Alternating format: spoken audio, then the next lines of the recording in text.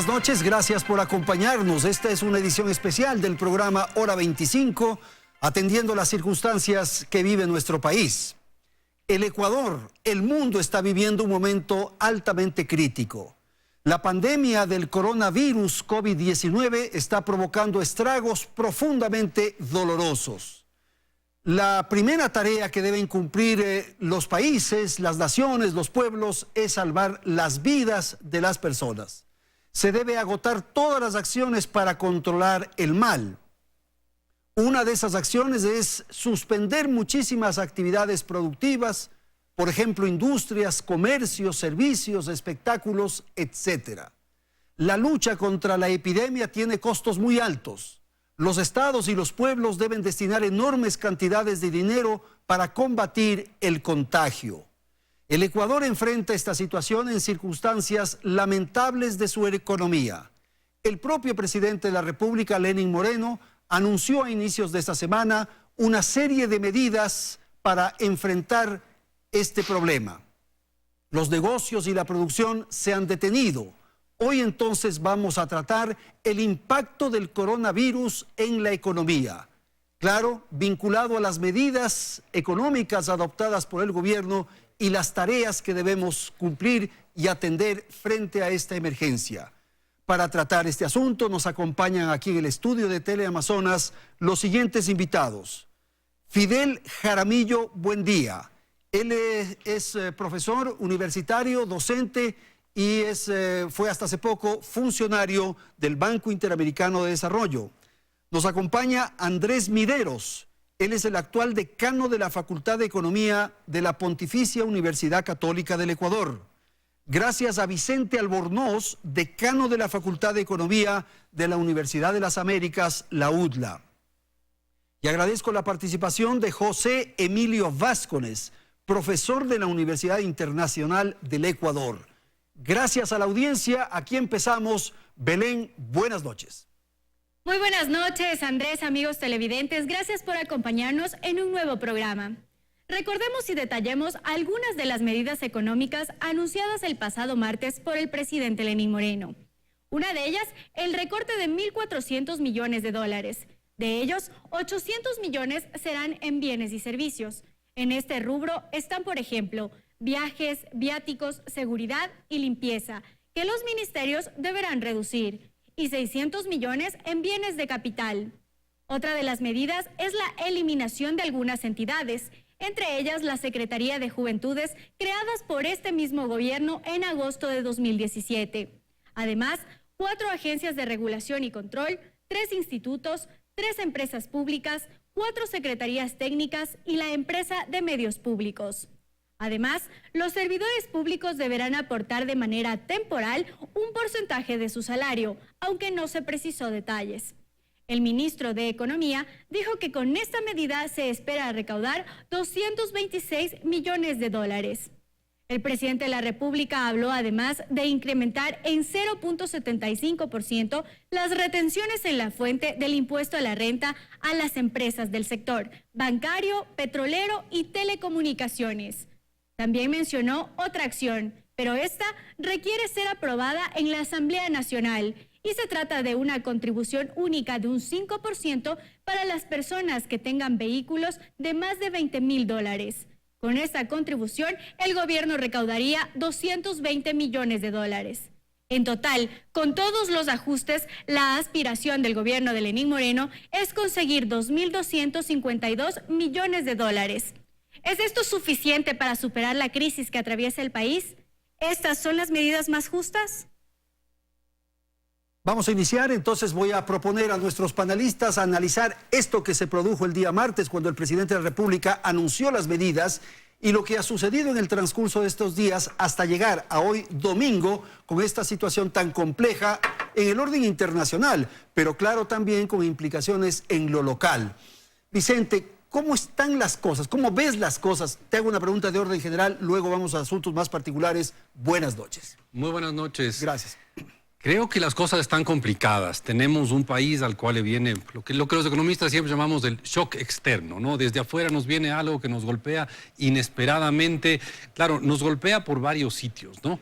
El coronavirus se suma a otros problemas que había en la economía mundial, los gringos y los iraníes, los gringos y los chinos que estaban peleándose, los ingleses saliéndose de la Unión Europea, los argentinos entrando en una crisis, todo esto sumado... Rusia y Arabia Saudita, que es la baja del precio del petróleo. Todo esto sumado viene con el coronavirus y después los sauditas y los rusos empiezan a pelearse por el precio del petróleo. Se nos junta la tormenta perfecta, no sé si es la tormenta perfecta, pero se juntan varias tormentas al mismo tiempo y nos cogen ¿cómo? Nos cogen poco preparados. No somos un país que tenga reservas, no somos un país que tenga una capacidad de endeudarse a futuro. Somos un país que en realidad no tiene reservas, no tiene ahorros. Los fondos de ahorros ya no existen. Hace muchos años existieron, ya no existen fondos de ahorro. Estamos sobreendeudados. El anterior gobierno nos dejó con mucha deuda, con un gasto público enorme que no lo podemos financiar. Y además se complica porque mucho de nuestra oferta, petróleo, camarón, son comprados por la China. Y al bajar la demanda china, esos precios, los precios de sus productos bajan. Entonces, no solo es el petróleo, son otros productos. Y claro, nuestras flores tienen dificultad de transportarse, hay problemas logísticos, hay menos containers moviéndose por el mundo, hay menos barcos con containers en el mundo, es difícil conectarnos con el mundo y también va a haber problemas importando cosas, porque la China es un importante productor de todo, de celulares, de antibióticos, de un montón de cosas, y va a ser complicado traer eso al Ecuador. Y nos atrapa en un momento en el que estamos especialmente mal preparados. Gracias, Vicente. Andrés, tormenta perfecta, ha dicho su colega. Buenas noches a todas y todos quienes nos escuchan. Efectivamente, un contexto muy complejo. Sobre tormenta perfecta venimos escuchando hablar desde el 2015, una serie de shocks económicos, pero que afectan dependiendo de cuán preparados estamos como país, de cuán preparadas están las instituciones y la estructura económica para esto. Es verdad que el Ecuador está en un contexto de falta de liquidez. Parte de esos los problemas de los últimos meses. Una de las medidas que tomó el gobierno nacional y que no se anunció dentro de todo esto es que retiró de las cuentas de las empresas públicas en el Banco Central más de 284 millones de dólares para financiar la caja fiscal. Esas son unas decisiones que estuvieron por fuera de las medidas. Pero que son parte de la política económica. Ajá. Es cierto que cae el precio del petróleo por las decisiones de Arabia Saudita en sus conflictos comerciales por el petróleo con la Federación Rusa. No hay crecimiento económico, creo que es lo más grave que tenemos. Hay desempleo, hay subempleo y ha subido la pobreza.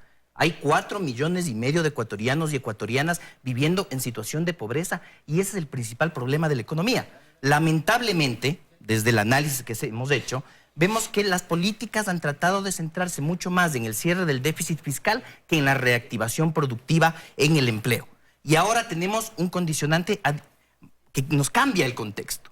Pero es algo que ya venía pasando en el mundo, para lo cual ya teníamos que haber estado preparando y planificando la política económica, que son justamente los impactos del COVID-19 en el bienestar y la economía ecuatoriana. Lo del COVID-19 ahora mismo tiene ciertas implicaciones muy complejas, Andrés, porque mañana día lunes, habrán negocios que no se van a abrir, no habrán compradores naturalmente, el consumo se va a reducir, el trabajo, la producción se va a reducir. Eso va a agravar muchísimo más. Totalmente. El COVID-19 tiene unas implicaciones económicas al menos por 5 canales. El primero, evidentemente, es el de la salud.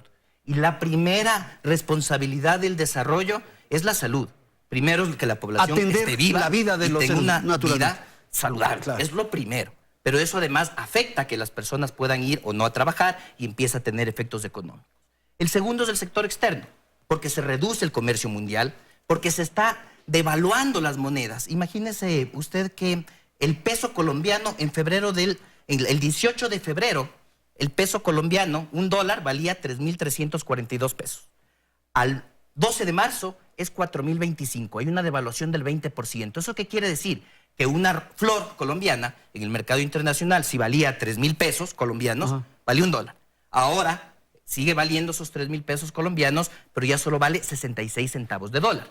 Entonces se hacen mucho más competitivos del resto de países frente al Ecuador, que es un país dolarizado. Y por ahí vienen los impactos también económicos que vamos a tener que considerar. Se reduce el consumo, porque empieza a haber menos ingreso de las personas. Porque el teletrabajo, por ejemplo, en las universidades, en la Universidad Católica, todas las clases se están dando a través de plataformas virtuales. Mucha gente está acudiendo al teletrabajo, pero esto no es una opción para el trabajador informal. Esto no es una opción para el hombre o la mujer que trabaja, que hace el trabajo doméstico, para el conductor de un taxi. No es opción el teletrabajo. No, y para el de la simplemente fábrica, deja de el tener que hace escobas, el que está en un proceso productivo que no puedes llevar a casa. Okay. Cuarto, a ver, solo perdón, para terminar, sí, perdón. el cuarto son los presupuestos públicos.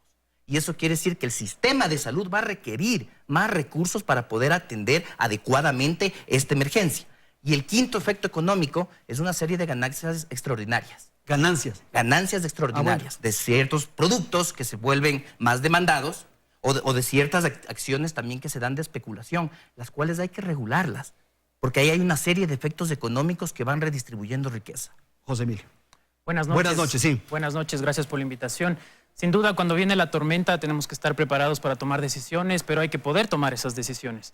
Y creo yo que el gobierno ecuatoriano tiene un problema que no hay que entenderlo desde la economía, sino desde la política, y es la crisis de gobernabilidad. El día martes recibimos medidas económicas que quizás no necesariamente eran las medidas económicas esperadas o las necesarias o las que iban a cambiar el problema de manera estructural. Pero recibimos ciertas medidas económicas que han paliado, han tratado de paliar el problema, pero no son las que se quisiera tomar porque no hay cómo. El presidente de la República está atado de manos, ya que el mes de octubre nos demostró que era imposible generar estas medidas económicas que vayan a transformar realmente la estructura de la economía ecuatoriana. Entonces, no puede proponer reformas tributarias en el Parlamento, no puede gobernar mediante decreto porque, por ejemplo, lo de los subsidios le echó abajo la CONAIE. Ha sido difícil tomar medidas, y sobre todo con un contexto internacional complicado. Me parece difícil, por ejemplo, haber incrementado. Una de las especulaciones de medidas que se planteaba era subir el IVA en 2 puntos porcentuales. ¿Qué hubiera pasado con lo que decía Andrés? Se hubiera contraído muchísimo más la demanda agregada, hubiéramos estado en un problema terrible. Pero lo que voy es, el Estado ecuatoriano, además de las condiciones ya estructurales, digo, dolarización, sin poder devaluar moneda como nuestros países vecinos, un endeudamiento casi nulo, no podemos acceder a endeudamiento porque tenemos el segundo riesgo país más alto de América Latina. Tenemos que tratar el tercero, diría yo, única fuente de ingreso para el Estado, que son los impuestos. No digo incrementarlos, generar más impuestos, sino yo creo revisarlos. Y a esto quiero sumar un punto más a estas consecuencias que tendrá las medidas económicas y las medidas que se ha tomado ante la emergencia del COVID-19, y es el del fortalecimiento que van a tener ciertos monopolios y grupos económicos en estos días por la especulación que se mencionaba ya. Creo yo que eso es importante regularlo, manejarlo de manera correcta para que la ciudadanía pueda realmente atender y satisfacer sus necesidades en el consumo. Gracias. Fidel, por favor, buenas noches. Andrés, yo creo que lo primero que tenemos que hacer conciencia es que la situación es excepcional. Los mercados financieros, comerciales y los mercados de capital han reaccionado de una manera virulenta y sus consecuencias todavía son impredecibles. Las bolsas han caído entre 30%, las principales, los precios de las materias primas, incluyendo el petróleo que nos afecta directamente, y otras se han desplomado. Y de ahí que nos sorprende que el riesgo país de toda América Latina ha aumentado alrededor de 350 puntos básicos, es decir, 3,5% en apenas unos pocos días. Estamos ante una crisis inédita, comparable solo con lo que sucedió en la crisis de los años 30, el siglo pasado. Y todavía, como digo, todavía no sabemos cuáles van a ser las consecuencias y cómo nos va a afectar. Efectivamente, como aquí creo que hay un consenso, esta crisis nos agarró muy mal parados. Hace aproximadamente unos meses, un colega mío del BID analizó las economías emergentes con 4 factores: déficit fiscal, deuda pública, liquidez externa y todo lo que es los desequilibrios o el balance externo. El análisis cubrió desde el periodo 2007 al 2018 y tenía un sistema de semáforos. Y Ecuador tenía alerta roja en los 4 factores. Es decir, frente a cualquier choque externo, Ecuador, junto con Argentina, que ahora ya probó estar en una grave crisis, no estaba en el mejor momento o muy dispuesto para enfrentar estos choques. Así que nos agarró muy mal parados, nos agarró en curva. Entonces, ¿qué hacer? Yo creo que no hay salida fácil. No hay una bala de plata que nos permita salir sin dolor de esta crisis. Todo el impacto del sector real, del sector externo, del sector fiscal, del sector financiero y especialmente del sector social es grave. Y esto va a requerir, es una situación extraordinaria que va a requerir medidas extraordinarias y también acuerdos políticos extraordinarios, porque de esta situación no vamos a salir de manera fácil. Creo que este primer conjunto de medidas atienden tal vez la urgencia más inmediata y responde además a los instrumentos que estaban a disponibilidad del gobierno. Es decir, ¿qué podía hacer con este escenario de gobernabilidad el gobierno? Y por supuesto atiende el tema fiscal. Pero hay un tema adicional. Este conjunto de medidas, además de darle un alivio de caja fiscal, lo que viabiliza son los desembolsos de los organismos multilaterales. Creo que esto es una buena noticia porque en esta escasez de financiamiento externo, el riesgo país del Ecuador subió de 800 a 3.400 puntos básicos en apenas 2-3 meses. En otras palabras, el mercado está cerrado para Ecuador. Entonces, frente a esa situación, acudir a los multilaterales es la única opción que le va a dar cierta liquidez y le va a devolver cierta confianza a los mercados internacionales. Pero no es suficiente. Evidentemente, esto está apenas atendiendo una de las necesidades fiscales y viabilizando estos desembolsos, principalmente del Fondo Monetario Internacional y otros organismos.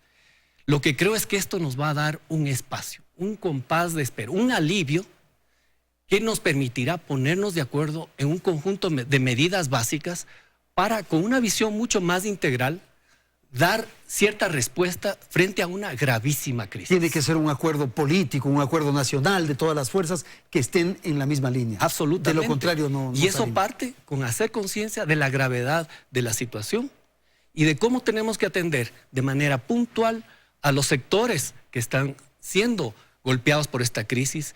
Y no me refiero a salvar a camaroneros, salvar a bananeros, salvar a floricultores o a los sectores turísticos, no. Ahora se afecta el turismo, perdón que la interrupción, con la suspensión de los vuelos y de la llegada de turistas. Sí, entonces la política pública no tiene que estar dirigida a salvar empresarios, sino a proteger empleos, a proteger los ingresos de la población más vulnerable y tratar de mitigar este impacto social gravísimo que esta crisis puede tener sobre los más pobres. Vamos a terminar este primer segmento. Andrés, rápidamente un comentario de lo que escuchamos y luego Vicente y vamos al corte, ¿ok? Siento que hay algunas contradicciones en las políticas de gobierno, porque lo que nos plantean es un recorte del gasto público de 1.400 millones, pero ahorita necesitamos recursos para sostener el sistema de salud. Claro. Hace una semana yo coincidía de que la prioridad era generar empleo y era reducir la pobreza. Hoy la prioridad es atender la emergencia sanitaria que tenemos, salvar vidas y curar. Habrá que poner ese en primer lugar. Entonces hay que poner una serie de recursos ahí. ¿Cómo vamos a hacer eso frente a un recorte de 1.400 millones? ¿De dónde se va a recortar? ¿Cuál es el presupuesto que se requiere para atender la emergencia sanitaria? Es lo que ahora el gobierno debería plantear para revisar estas medidas. Luego nos dice un aporte de los funcionarios públicos. En la práctica lo que se está queriendo poner es un impuesto al ingreso del funcionario público. Le estás reduciendo el ingreso al funcionario público. ¿De qué manera va a sostener también su consumo de esa medida? Luego yo estoy de acuerdo en una cosa, si esto viabiliza los desembolsos de los créditos con banca multilateral de desarrollo, ya deberían estar en la mesa de negociación redirigiendo los usos de esos recursos para atender la emergencia sanitaria. Vicente, rapidito. A ver, yo creo que hay que verle también el lado positivo a la situación, a la actitud y a la actividad del gobierno. Una cosa buena ha tenido la política económica del gobierno y es mantener una buena relación con los multilaterales. Esa es la tabla de salvación que tenemos de este momento. Si no tuviéramos una buena relación con el Fondo Monetario, el Banco Mundial, el BID, la CAF, la FLAR, todas esas instituciones, no tendríamos quien nos preste un centavo. Bien decíamos hace un momento, ahorita si nos endeudamos en los mercados financieros libremente pagaríamos, no sé, el 38, 40%, alguna barbaridad así. Los únicos que nos pueden prestar algo son ellos y es importante mantener esa buena relación. Así que no todo lo que ha hecho el gobierno en su política económica estaba mal. Ahí tuvieron un acierto que es una tabla de salvación en este momento. Claro, y en un mundo ideal, en este momento un país debería haber estado con un superávit fiscal, con baja deuda, viene un choque externo y ahí sí podríamos hacer, ok, entonces vamos a financiar sistemas de salud, vamos a proteger el empleo, vamos a tener política contracíclica, vamos a expandir la inversión pública. Pero desafortunadamente, como te estaba mencionando, desde el año 2007 al 2018, todos esos instrumentos nos quitamos y nos autocensuramos. Ok, hacemos una pausa y enseguida volvemos y te doy la palabra, José Emilio. Este es el programa Hora 25, ya regresamos.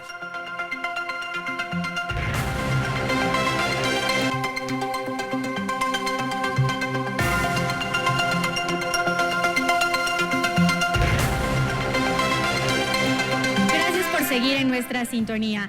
El 2020 es un año complejo para América Latina. La región apenas creció 0,1% el año pasado.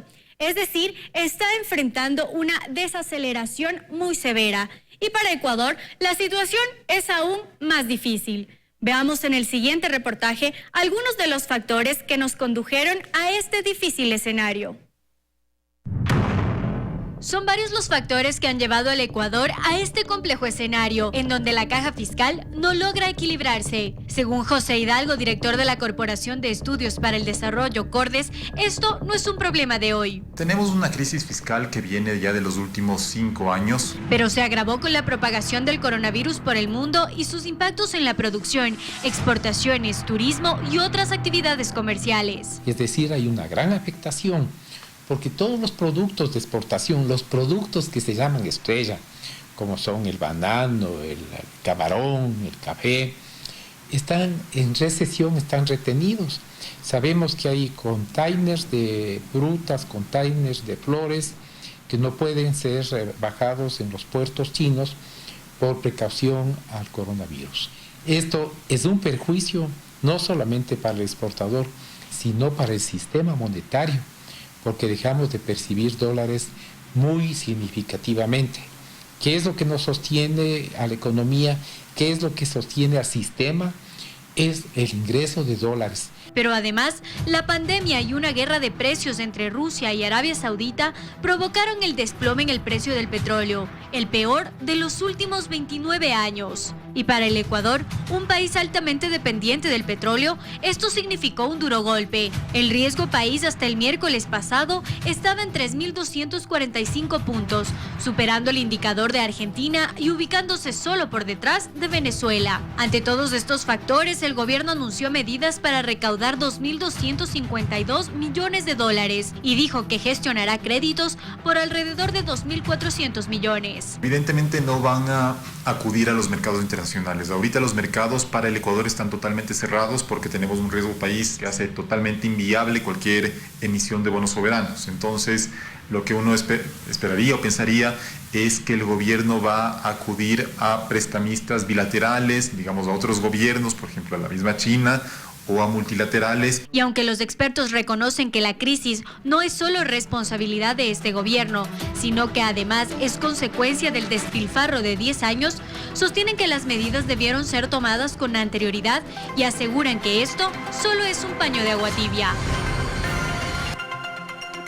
Bien, vamos al segundo segmento del programa. Como nos habíamos comprometido, voy a dar la palabra a José Emilio Vázquez para un elemento que se ha puesto ya en el reportaje y que tiene que ver con la deuda de alguna manera. ¿Por qué no hay un esfuerzo, un afán del gobierno de emprender acciones para renegociar, reperfilar, fue la palabra que se puso de moda en la campaña, la deuda, cosa como la que hace Argentina, por ejemplo? Bueno, desde hace 2 años el presidente de la República ha considerado renegociar la deuda con algunos actores, sobre todo se dice que se va a renegociar la deuda bilateral, que creo yo es la más importante. Pero para esto tenemos que tener un escenario positivo. Y yo en el 2019 planteaba 4 escenarios. Un escenario, primero, donde se cumplían los acuerdos internacionales, se cumplía la agenda legislativa local y estaba el entorno internacional de una u otra manera favorable para el Ecuador, lo cual no es así. El segundo escenario, un entorno internacional no favorable, pero cumplíamos una agenda legislativa. Eso hubiera hecho que, de una u otra manera, el Fondo Monetario Internacional y otros multilaterales hubieran acatado lo acordado, los desembolsos en el tiempo exacto, el cumplimiento de las metas macrofiscales, etcétera. Un tercer momento en el que las cuentas nacionales se encontraban más equilibradas, ¿no es cierto?, y un entorno no tan favorable. Y un cuarto momento, que es el que vivimos, donde el entorno internacional no es favorable y tampoco hemos cumplido con la agenda legislativa y tampoco se encuentran las metas macrofiscales equilibradas. Creo yo que no es la meta principal de un gobierno, de un Estado, nivelar la macroeconomía de un país. Hay un debate en economía política que dice si hay la disyuntiva entre nivelar la macroeconomía y generar política social. Creo que es importante buscar esa nivelación, porque como decía Andrés, tenemos 4 millones de personas viviendo en pobreza, 5 millones o más de personas desempleadas, subempleo, etcétera. No podemos preocuparnos solamente de decir que la gran crisis del Ecuador es una crisis fiscal, netamente. Claro. ¿Sí? Para eso hay indicadores importantes que no se han cumplido, sobre todo con el Fondo Monetario Internacional. Recordemos al principio del 2019 que se emitieron 1.000 millones de dólares en deuda con casi 11% de tasa en los mercados internacionales, lo cual fue ya alarmante. Para el Ecuador, lo que hizo que vayamos al Fondo Monetario Internacional. Seríamos del mismo ejercicio el día de hoy, ¿sí? Tendríamos que pagar aproximadamente 25% con el riesgo país que tenemos. Además de esto, no cumplimos en el 2019 con el acuerdo, la meta de las reservas internacionales. Recordemos que para el 2019 se planteó 4.600 millones, ¿sí?, de meta de reservas internacionales. Después de una larga negociación con la segunda visita del Fondo Monetario al Ecuador, se logró bajar a 4.200 y terminamos en 3.900 millones de dólares. No cumplimos con esa meta y creo yo esa es en gran parte la causa de que el Fondo Monetario Internacional no haya hecho ese desembolso, el tercer desembolso, y se postergue ese desembolso que realmente lo necesitamos hoy en el Ecuador. Fidel, la relación con el Fondo Monetario Internacional, de alguna manera, parecía que estaba fluyendo. Sin embargo, en el último mes, hace pocas semanas, digamos, se entorpeció. ¿Cuál es el escenario frente al Fondo Monetario Internacional? Bueno, el escenario ha cambiado con todos los choques derivados del coronavirus. Yo creo que en este momento tenemos una potencial crisis en balanza de pagos y podemos acceder a recursos extraordinarios, líneas de crédito que el propio Fondo Monetario está diseñando. ¿O no? No son. Los fondos multilaterales son los más baratos y en condiciones, digamos, más accesibles para el país. Entonces yo creo que hay que continuar con ese diálogo, pero yo creo que lo principal va a ser hacer los deberes al interior del país. Estábamos pretendiendo hacer los deberes, sin embargo, no teníamos que pasar por la Asamblea, por ejemplo. No podemos simplemente endeudarnos más, porque esto es patear la pelota hacia adelante. Yo creo que esta coyuntura sí exige una combinación de medidas en lo macro, yo estoy de acuerdo. La estabilidad macroeconómica no es el fin exclusivo, ni lo es todo. Pero sin estabilidad macro no puedes hacer nada de política social, porque realmente estás condenado a irte por un camino de desestabilización donde no puedes ni siquiera cumplir con esos objetivos básicos. O sea, es un fundamento, es como un prerequisito básico. Yo creo que debemos caminar para llegar a un consenso para devolverle la sostenibilidad a las finanzas públicas y a la macroeconomía. Pero es que en el camino hay que ir tapando huecos, entonces capaz que no tenemos dinero para pagar los salarios desde el fisco, digamos, la próxima quincena, el próximo mes. Por eso yo veo con cierto alivio el hecho de que con una serie de medidas exclusivamente en el orden fiscal, y eso hay que reconocerlo, se dinamice el diálogo con los organismos multilaterales y se cuenten con esos Esto nos da un alivio de liquidez, pero como digo, es un compás de espera. Esto puede acabarse en los próximos meses y vamos a estar otra vez viendo qué medidas tomamos, cómo recortamos, y eso realmente es muy negativo en un contexto tan adverso, donde realmente esto puede cambiar de la noche para la mañana. No es una crisis financiera común como la que ocurrió hace unos años, pero puede tornarse en una grave. No es una crisis financiera. No es una crisis financiera, porque esto tiene un origen en un choque externo que comenzó como un choque de oferta. Se nos comenzó a complicar todo lo que era la cadena de suministros, la cadena de pagos, la cadena logística. Esto hace además derrumbar los precios de las materias primas y una reducción del comercio mundial. Y entonces comienza a ser un choque externo, pero en el momento que vemos esta reacción tan virulenta a los mercados financieros, eso puede traer a consecuencia una desestabilización de los mercados financieros aquí y en los mercados globales, que eso sí, ahí sí sería la madre de todas las crisis. Ahí sí, totalmente. Vicente. A ver, creo que es importante ver cuál es la relación que tenemos con los multilaterales, porque eso, como yo decía hace un rato, es de las pocas cosas que nos puede ayudar de alguna manera. El desembolso que estaba previsto para el mes de marzo no llegó. Pero no es tan raro, no es tan raro. El desembolso de septiembre pasado tampoco llegó en septiembre y llegó acumulado en diciembre. El desembolso de marzo no va a llegar en marzo, sino va a llegar acumulado en junio. Y ahorita tenemos un Fondo Monetario y un montón de multilaterales conscientes de que el Ecuador se ha esforzado, al menos el gobierno ecuatoriano se ha esforzado. Ha hecho un montón de intentos, le ha ido mal, no ha sido hábil vendiendo esas cosas, pero ha hecho un montón de esfuerzo para equilibrar las cosas. Entonces ahí tenemos que aprovechar esa buena relación que tenemos con ellos. Ahora, cuando yo digo que el gobierno se ha esforzado, creo que es evidente que lo ha hecho, pero también, bien decía José Emilio, está atado de pies y manos, ¿no? ¿Qué puede hacer el gobierno? Necesitamos plata para salud, por ejemplo. ¿De dónde saca esa plata para salud? Ok, despidamos militares, despidamos policías. ¿A quién vamos a tener que despedir? Pero hay que ponernos de acuerdo en dónde hay que reducir el gasto público, porque necesitamos plata para salud, eso es vital. Entonces, ¿qué hacemos? Necesitamos plata para salud. Ok, subamos los impuestos. No le deja la Asamblea. Bueno, pero es que ahí viene otro problema, es que no es que solamente no le deja la Asamblea, es que la economía del país ya no permite más impuestos. Ok, entonces, ¿qué podemos hacer? Endeudarnos, no hay cómo.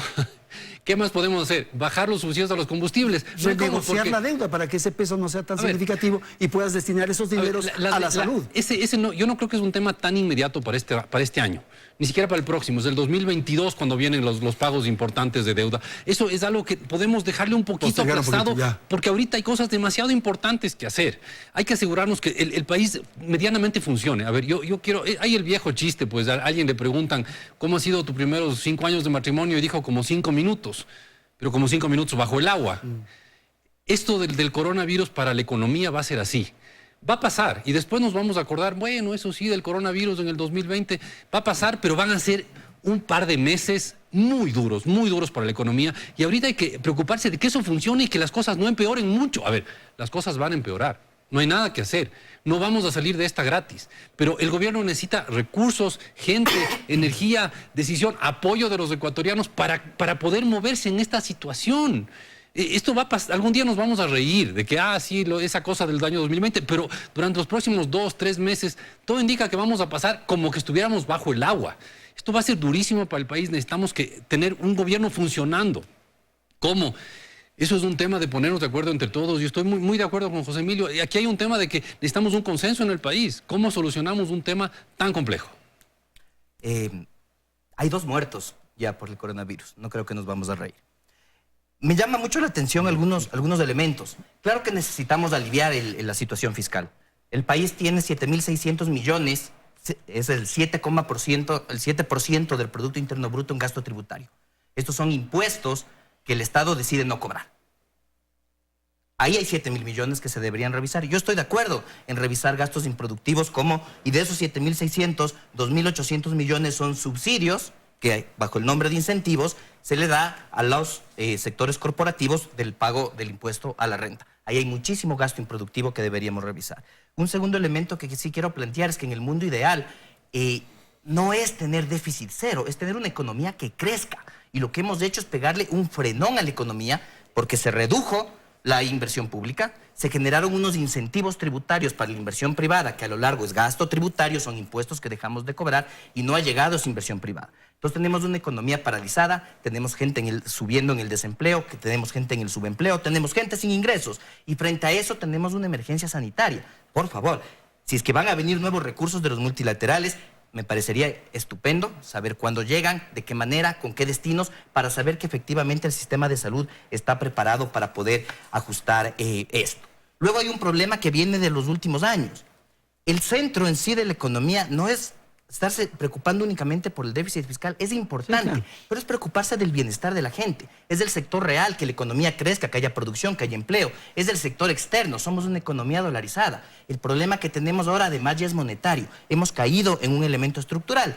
A nivel mundial, ¿qué se está discutiendo? Ahorita la economía global está en una recesión, está en una crisis, estamos de acuerdo, y lo que se está planteando es justamente una serie de estímulos fiscales. Mañana va a salir en el Financial Times justamente publicado un editorial en el cual lo que se plantea es que ahorita el mundo necesita estímulos fiscales globales. Hacer lo contrario, estarse preocupando ahorita mientras la gente se está enfermando y los sistemas de salud tienen que actuar, preocuparse del déficit fiscal, dice el Financial Times, no solo es perverso, sino es contraproducente. ¿Qué incentivos fiscales puede haber si es que el fisco no tiene un centavo? ¿Qué se está planteando? ¿Qué ha planteado Italia? Italia ha dado un congelamiento de 18 meses en las hipotecas para aliviar el ingreso disponible de los hogares. 18 meses no tienes que pagar la cuota del crédito. Se congelan los intereses, en el mes 19 volvemos a hablar y con eso la gente tiene consumo para poder seguir dinamizando la economía. ¿Qué anunció la Reserva Federal de los Estados Unidos? 1,5 trillones de dólares que va a inyectar en la economía para poder dinamizarla. ¿Qué ha planteado el presidente de Francia? La importancia de sostener fiscalmente los sistemas de salud. ¿En dónde está ese de dar liquidez a las familias? Justamente ahorita hay que hablar un elemento de cómo genero mayor ingreso disponible. Es cierto que el gobierno nacional hace algunas cosas interesantes. Ban Ecuador, por ejemplo, lo estaba viendo hoy día, ya anunció que va a refinanciar las deudas de quienes tienen deudas con Ban Ecuador. Es una medida adecuada que la Junta Monetaria debería llevar a todo el sistema financiero. El sistema financiero ha tenido buenas utilidades y tiene la capacidad justamente de soportar un refinanciamiento de las deudas para dar liquidez a la economía. Una ronda final de 30 segundos, por favor, Vicente. A ver, yo creo que lo clave es ¿por qué no estamos creciendo? ¿Por qué no está creciendo la economía ecuatoriana? ¿Es porque bajó el gasto público o porque antes de bajar le inflaron en exceso y le financiaron con petróleo? Vicente, no importa. ¿Cómo crece la economía? La economía crece cuando la gente invierte, pero el país se volvió adicto a un gasto público del gobierno que tú estuviste, del gobierno que tú fuiste miembro, que se infló el gasto público a un nivel tal que el país se volvió adicto a lo que ustedes hicieron, gastar un montón de plata. ¿Qué hacemos? Tenemos que atacar la madre de todos los problemas, que ahorita es el gasto público. Es el tamaño del Estado. Es el tamaño del Estado, Vicente, que lo distorsionaron antes. La inversión viene cuando das estabilidad institucional. No. Cuando generas la inversión viene cuando hay estabilidad.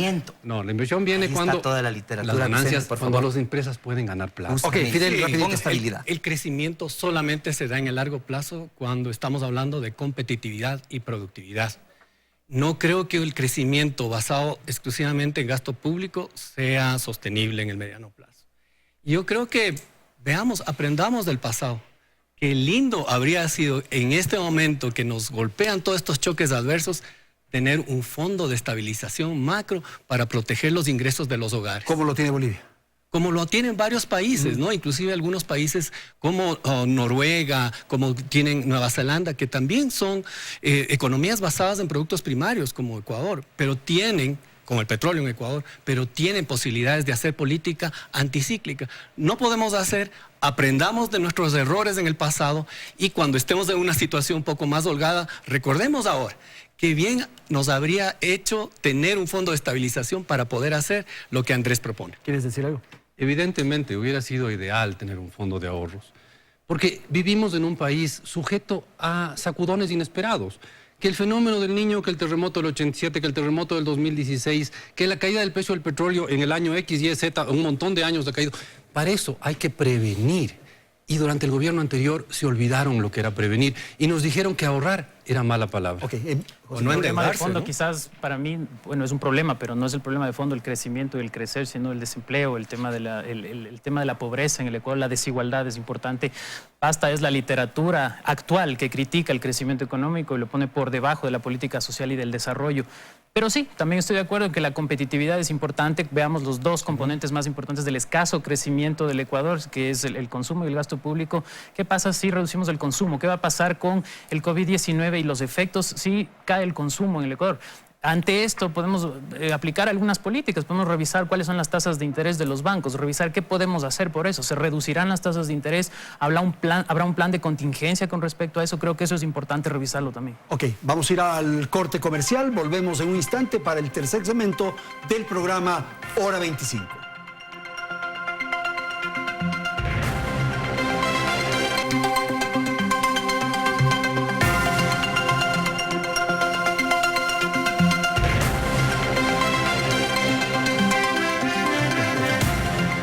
Vamos a continuar, quiero dar la palabra a Fidel Jaramillo para ir cerrando un poco, tenemos 12 minutos, quisiéramos plantear cosas un poco más terrenales si cabe. Mañana, día lunes, volvemos a las actividades, no vamos a volver, en fin, las fábricas van a trabajar, el sector público, ¿qué va a ocurrir? O sea, y no vamos a tener para pagar tal vez el arriendo o para pagar los servicios. ¿Qué va a ocurrir con la economía? Bueno, la prioridad, y aquí hay un consenso, es enfocarse en los temas de salud pública y toda la prevención. Ese es el orden, ¿no es cierto?, de las prioridades. Absolutamente la prioridad. Y en temas económicos, yo creo que debemos primero hacer conciencia de la dimensión del problema. Creo que no es exclusivamente una tarea del gobierno, menos aún en un periodo preelectoral, donde yo creo que se requerirá, esta coyuntura exigirá que se lleguen a ciertos acuerdos, porque lo que no estamos haciendo ahora va a ser peor para el nuevo gobierno. Y hay un lema básico, o sea, si uno está en un hueco, no cabe más profundo. Entonces, el día lunes dejemos de cavar más profundo en lo económico, en lo social, en lo externo, en lo financiero. Es decir, tratemos de tener una visión integral, llegar a ciertos acuerdos que en los próximos meses viabilicen una manera de enfrentar, reduciendo y minimizando los choques y los costos para la población más vulnerable. Claro, y no podemos hacer una proclama a esta hora, Andrés, diciendo salga a trabajar, vaya a trabajar, produzcamos eso. No podemos hacer porque tenemos esta restricción del coronavirus. Hay dos prioridades que son claras. Yo creo que aquí el tema económico hay que enfrentarlo desde tener claros los objetivos, dar soluciones a esos objetivos.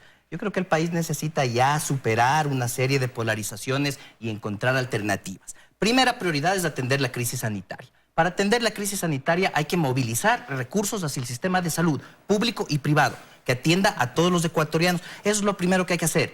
Y lo segundo que necesitamos, superado eso porque lo vamos a superar, es reactivar la economía. Y reactivar la economía no se logra buscando culpables donde no los hay. Reactivar la economía se logra tomando decisiones claras de política económica. ¿Qué está haciendo el mundo? Políticas de estímulo fiscal. Tenemos que hacerlas en el Ecuador, dar liquidez a las familias. Hay que revisar tal vez un congelamiento del pago de las deudas temporal, evidentemente. Para eso necesitamos de la Junta Monetaria. Hay que pensar reducir las tarifas de las transferencias y de los pagos electrónicos. A cero, por favor. Que en este tiempo sea tarifa cero el poder hacer transferencias y pagos electrónicos para que la economía funcione, para que la gente tenga liquidez. En este momento no se puede despedir a nadie y no se puede hablar de que despedir es bueno para liberalizar recursos. Para eso tenemos el gasto tributario. Hay que reducir las afectaciones del COVID-19 a la economía ecuatoriana. Hay que revisar aranceles a bienes suntuarios, a los techos de la OMC, considerando que hay una crisis, porque al Ecuador la crisis le va a venir por el sector externo, porque bajan nuestras exportaciones y se van los dólares a través de importaciones. Hay que controlar la salida de capitales en este momento. Hay que sostener la capacidad productiva, que no se deprecien los activos. ¿Cómo? Reduciendo la tasa de interés del crédito productivo, dando periodos de gracia en este momento para que el sector productivo también tenga liquidez. Hay que dar claridad en esas dos prioridades desde mi punto de vista: atender la crisis sanitaria primero, reactivar la economía después. José Emilio. La prioridad número uno, sin duda, la salud de todos Coinciden ya los los tres, ecuatorianos. Me parece que es lo más importante. Pero de lado creo que también la economía es importante y me parece la dolarización. Ojo, el sector externo y la dolarización. Sugiero yo, por ejemplo, hacer un encaje de un 10-15% a la salida de divisas hasta que al menos pase la crisis. Me parecería importante para frenar la salida de dólares, y quizás una medida que puede ser un poco, no quisiera alarmar a la ciudadanía ni nada, pero con una declaratoria de estado de emergencia, la ley permite movilizar recursos que están siendo destinados en algunos sentidos a algunas entidades del Estado y pueden ser destinados para temas de salud, temas de transporte, personas vulnerables, etcétera. Me parece una decisión que es responsable, pero insisto, y con esto quisiera concluir, toda decisión tiene que tener libertad. Lamentablemente el gobierno no tiene la libertad. Decisiones económicas son conflictos políticos resueltos previamente. Y esos conflictos políticos resueltos previamente tiene que trabajarlos muy bien el gobierno. Como decía Vicente, yo no estoy de acuerdo en que el gobierno haya hecho tan bien estos últimos años. Creo yo que las ideas han sido positivas, pero no ha sabido comunicarlas. Y eso es parte del hacer bien del gobierno. Cómo comunicar, cómo socializar. No es solamente de reunir a un grupo de expertos y técnicos económicos, sino hay personas especializadas en comunicación, sociología, antropología, que pueden obviamente guiar y orientar para ver la mejor forma primero de negociar esos conflictos políticos que luego se transmitirán en decisiones económicas que son importantes y trascendentales para que no solamente sean parches, cosas leves. Un manejo político, ¿no? Un manejo político como en todo, sí. Dani Rodríguez, uno de mis autores favoritos, dice siempre esto, ¿no? Es un conflicto político resuelto, una transacción económica es siempre un conflicto político resuelto previamente. Y eso es lo que debemos entender siempre al momento de tomar decisiones económicas. A ver, voy a ir un poco a cosas concretas del tema de salud. ¿Qué hacemos para cuidar la salud? Tenemos dos responsabilidades: cuidarnos a nosotros y cuidar al resto, no contagiar al resto. Eso significa que tenemos que minimizar los contactos que tengamos. A mí me parece, yo he venido un par de veces a este programa y veo mucho menos gente en el estudio de lo que hay normalmente. Me parece muy bien del canal, ahí junto a Andrés está con el logotipo del canal, el alcoholcito para limpiarse las manos. Eso es clave. Tenemos que reducir mucho los contactos. ¿Cuál es la estrategia ahorita frente al virus? La idea es que los contagios que se van a dar se den un poco más lento. Y que no se nos dispare el número de contactos. No se expanda, claro. A ver, algún día nos va a llegar el virus a todos. De aquí a un año, a 3 meses, a 15 días nos va a llegar el virus. Pero mientras menos se concentre en un solo punto el virus, menos vamos a colapsar el sistema de salud del país. Esa es la estrategia del país en este momento. Bajar la curva de contagiados para que se alargue en el tiempo. Y eso puede salvar muchas vidas porque un buen sistema de salud, un sistema de salud no colapsado, va a atender mucho mejor a la gente. Ese tiene que ser nuestro aporte. No contagiarnos ni contagiar a terceros.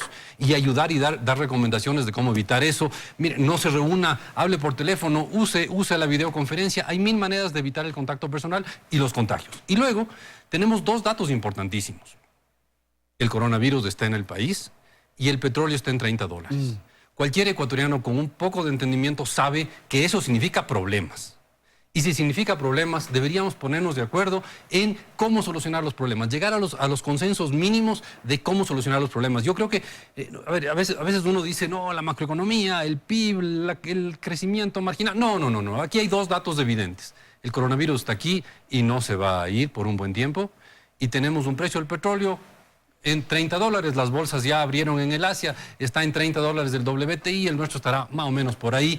Entonces, con esos dos datos, deberíamos sentarnos y ponernos a dialogar entre ecuatorianos. Pero es que se produce un frenón en la economía, porque hay cosas tal vez sin mayor trascendencia en cuanto a los recursos que genera, pero a lo que significa la vida de...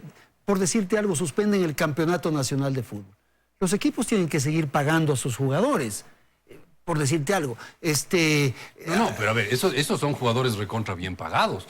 Pero por lo mismo hay que seguir hoy día pagando. fui a montar bicicleta y estaba cerrado el camino de las bicicletas y el señor que vende jugos en el camino no va a vender un solo jugo el día de hoy. No sé de qué va a comer mañana él. Eso es un problema serio. Pero a ver, ahora entonces hay conciencia de que estamos en un problema. Entonces sentémonos a ponernos de acuerdo y sentémonos con los asambleístas, sentémonos con los movimientos indígenas, con todos los que sea necesario sentarnos para ponernos de acuerdo en un par de cosas que eviten que vayamos a colapsar. Insisto, esto va a pasar lo del coronavirus, pero cuando estamos desde ya ir pensando en el mundo después de que pase. Hasta tanto, minimicemos los contactos humanos. ¿Tú aspiras ver la fotografía de los expresidentes en el Palacio Nacional como fue cuando Sixto llamó frente a la guerra del Perú? Una cosa así, de esa magnitud, de una convocatoria nacional. Preferiría que esté el presidente de la República, el vicepresidente, el presidente de la Asamblea Nacional, de las gente de la del CONAIE, las cámaras, los sindicatos. Eso sería lo ideal. Y que digan, señores, sí, estamos de acuerdo y vamos a hacer tenemos este compromiso. Y aquello, y vamos a apoyarlo todos, porque si no, de esta no salimos. Y no suena dramático, pero capaz no salimos vivos. En una economía que ya estaba en recesión, todos estos choques lo que van a es afectar aún más. Y más aún cuando tenemos la dolarización, estamos con una deflación, es decir, los problemas del crecimiento, el decrecimiento y el desempleo van a ser mucho más graves. En unas circunstancias donde el sector fiscal está atado de pies y manos porque no puede hacer esta política contracíclica, yo creo que hay una oportunidad, tal vez no en el cortísimo plazo, pero que no debemos perder de vista, que es nuestra vinculación a los mercados externos. Ya tenemos un tratado de libre comercio con la Unión Europea y se está conversando con Estados Unidos. A ver, quiero ser claro, un tratado de libre comercio no es una panacea, pero tampoco es el engendro del demonio. Yo creo que si hacemos la tarea para volcarnos al sector exportador, a vender de manera competitiva bienes y servicios en el exterior, articulando cadenas de valor, es decir, articulando a la pyme, articulando a los campesinos, a estas cadenas de valor que nos permitan reactivar nuestras ventas en el exterior en un momento muy difícil, porque los países que tienen monedas flexibles han depreciado entre 20 y 25% en estas últimas 2 semanas. Entonces ellos van a competir por precio, gracias a que tienen un tipo de cambio flexible. Han devaluado. Eso tiene otros problemas, pero nosotros no podemos competir con eso. Entonces tenemos que competir en base a más productividad. Pero tenemos un problema, Fidel, que no tenemos compradores, pues. Tenemos que tener una doble agenda. la llamada agenda externa, que significa que si ya tenemos un tratado de libre comercio con Europa, el consenso de los economistas es que ya le estás dando un privilegio a un grupo de países, extiéndelo a otros. Y estoy hablando de no solamente Estados Unidos, veamos qué está pasando con otros países menos afectados con el coronavirus y que pueden ser compradores. Regresemos a ver qué está pasando con Suramérica, qué está pasando con Centroamérica, India, qué está pasando con Turquía, con otros países a donde estamos en un área de relativo confort vendiendo exclusivamente o prioritariamente a Estados Unidos, Europa y China, mercados que se nos han caído. Entonces, esa es la agenda externa. Y tenemos que tener la agenda interna. La agenda interna, que significa desarrollemos las capacidades productivas para generar empleo, para generar exportaciones, articulación de pequeños y medianos productores a estas cadenas de producción global. De esta manera yo creo que sí es una visión de desarrollo en donde no es un fin per se exportar, pero una economía con estas restricciones externas que vamos a despertar, con todos estos choques, si no nos volcamos, no quiero ser exagerado, pero es exportar o perecer en este caso, ¿no? Porque no tenemos una salir manera... a vender. Exacto, salir a ¿no? vender. Y asegurarnos, a través de la agenda interna, que los beneficios del comercio exterior, que los beneficios de estas exportaciones llegan al pequeño productor, llegan a quien debemos proteger. Ok. Sí, creo que ahí tenemos un consenso. El país necesita una agenda productiva. No hay una política productiva. Insisto, ese es el sector real de la economía, el del crecimiento, el del empleo, el de las inversiones. Hemos estado centrados únicamente en el déficit fiscal. Eso tenemos que cambiarlo. Tenemos que ir hacia una agenda productiva en un primer momento. Creo que es importante rediscutir, porque algo que ha estado en discusión también estos años es el rol del Estado y el tamaño del Estado, que es un tamaño obeso, que no es obeso, etcétera, etcétera. El Estado no es ni grande ni pequeño, cumple los roles que la sociedad le quiera dar. ¿Es efectivo o inefectivo? Exactamente, en eso estoy de acuerdo. Equidad y eficiencia siempre vamos a buscar. Eficiencia siempre. Y ese Estado, es claro que tiene que garantizar elementos básicos como la sanidad pública. Y eso requiere que sea un Estado con un presupuesto suficiente para atender este tipo de emergencias de salud. Entonces tenemos que revisar los pactos fiscales para garantizar un Estado de esas condiciones. Y tercer elemento, creo que como sociedad tenemos que poder dar un salto cualitativo. Sí llama mucho la atención que cuando se da una emergencia sanitaria, se dice no se exponga a aglomeraciones, la gente corre a los supermercados a comprar y se expone a aglomeraciones. Que cuando se dice que hay un problema económico serio, que seamos solidarios, la gente corre hasta Colombia en Ipiales para tratar de comprar bienes porque son más baratos por la devaluación del dólar. Nos afectamos todos. Es insuperable, pero es un tema central, que este país no puede seguir en polarizaciones, buscando enemigos. Tenemos que buscar cohesión y acuerdo, sobre todo las universidades que están llamadas a dar alternativas al país. Es importante saber que este tipo de pandemias, recordemos la peste negra, 1300, trajo varias transformaciones, sobre todo el poder que tenía la Iglesia Católica sobre los ciudadanos.